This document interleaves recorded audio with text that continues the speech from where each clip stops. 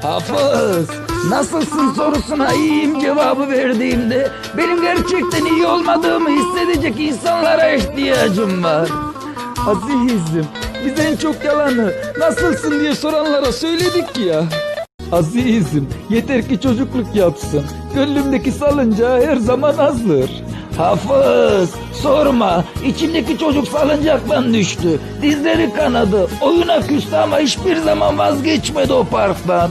Azizim, gece rüyama gelip öpse annem, söz uyandığımda yanağım ıslandı diye silmeyeceğim. Hafız, geceleri uyanmayın diye kapının ardından gülerek bakan annemli günleri özledim. Azizim, bir dakika bile aklından çıkartamadığın kişinin kalbine değen hüznüydü yaşamak. Hafız, mevsim ne olursa olsun, insanın yüreğinde özlem varsa insan hep üşürmüş. Hafız, söyle azizim, çok seviyorum lan onu. Ayıpsa ayıp, günahsa günah. Gururumu ellerimle sunuyorum. Var mı ötesi? Çok seviyorum lan, çok seviyorum.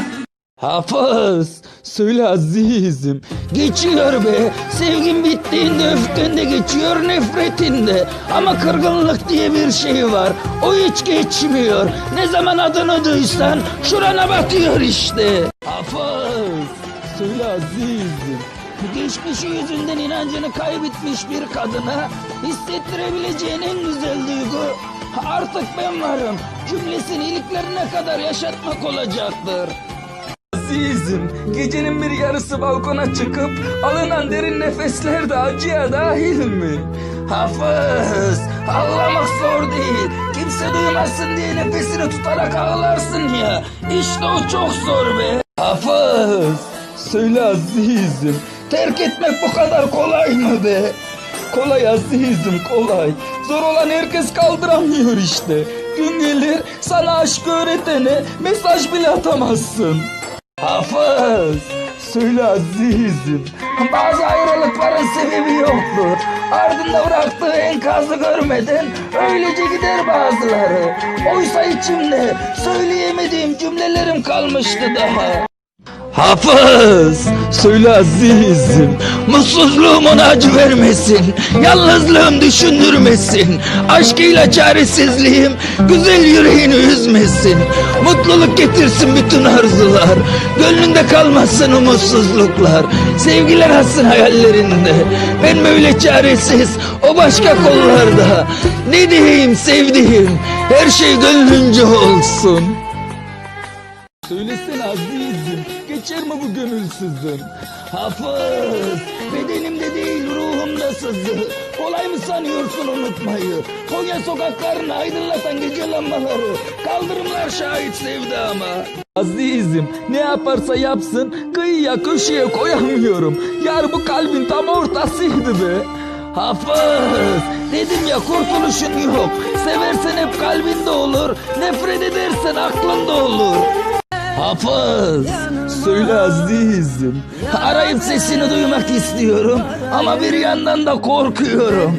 Ya nasılsın dediğimde mutluyum derse? Azizim, çığlıklarımı duymayan birine ihtiyaç duyuyorum. Yangın burada başlıyor. Hafız, kanamıyorsun diye sızlamıyor sanıyorlar. Oysa kağıt kesiği gibi sancılarımız var. Hafız, söyle azizim. Yokluğunda her gece yarımı düşünmekten zaman geçmez oldu. Şimdi diyemiyorum ki kimseye. Ben sende tutuklu kaldım. Azizim, şarkılar deşiyor gönül yaramı. Her telden başka yüzün geliyor. Ne zaman bir tren çığlığı duysam içime elveda sızısı geliyor. Hafız, duymuyor ahımı anlamıyor dil. Hançeri bağrından çekmiyor katil. Zalim hasretinden ne bir gün tatil ne de bir gecelik izin geliyor.